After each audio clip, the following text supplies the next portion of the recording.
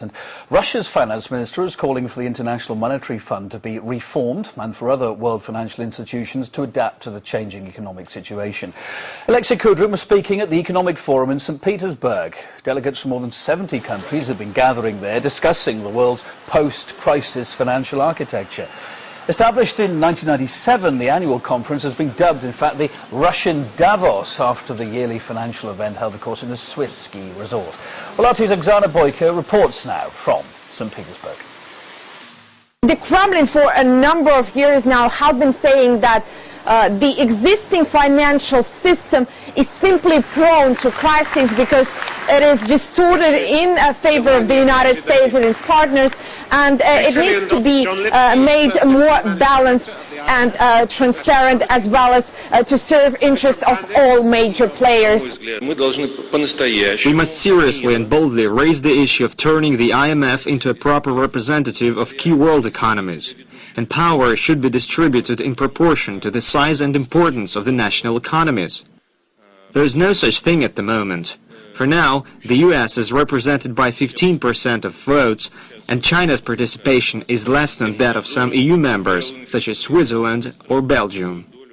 Today, the St. Petersburg Economic Forum will transform itself into another event, the World's Grain Forum. Now, over the past few days, we heard plenty of statements about the need to diversify Russian economy away from oil and gas and more towards innovation, technologies and other commodities. And one of such alternative commodities that could give Russia both power and money is grain. Russia's ambitions in this field are enormous. It actually wants to become the world's second largest grain exporter after the United States, and many say it has everything it needs for that. Russia is, of course, the world's largest country. It has a large amount of farmable land, but as my colleague Natalia Novikova now reports, realizing this potential may not be that easy. Record reaping. The harvest has been good in Russia, and so the country's southern grain ports are extra busy. They're working at full capacity. Sergei is a trucker. He's been delivering grain to the port for years. This year I had my hands full. I worked all winter, which has never happened before, and it looks like the amount of work is increasing day by day. Russia consumes about 70 million tons of grain a year, and the rest goes abroad. This year, exports are expected to increase by over 20%. Once loaded, this ship will be heading to Saudi Arabia, and the grain inside it is meant for the country's camels. Saudi Arabia is one of the biggest importers of Russian grain, along with Egypt, Morocco and Tunisia. But the quality of the grain is increasing as well, so the target markets are also expected to change. Experts say the extra grain will find a consumer, but if the harvests increase, Russia might find it difficult to export grain. If this year we harvest 100 million tons, which I think is unlikely, we'll face transportation and storage shortages. Hence, the prices of those services will increase, and the expenses for farmers will increase too. Increased production is a double-edged sword.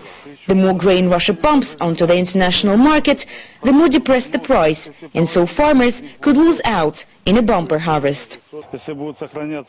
We're doing everything to make sure our grain is of the best quality so that prices stay high.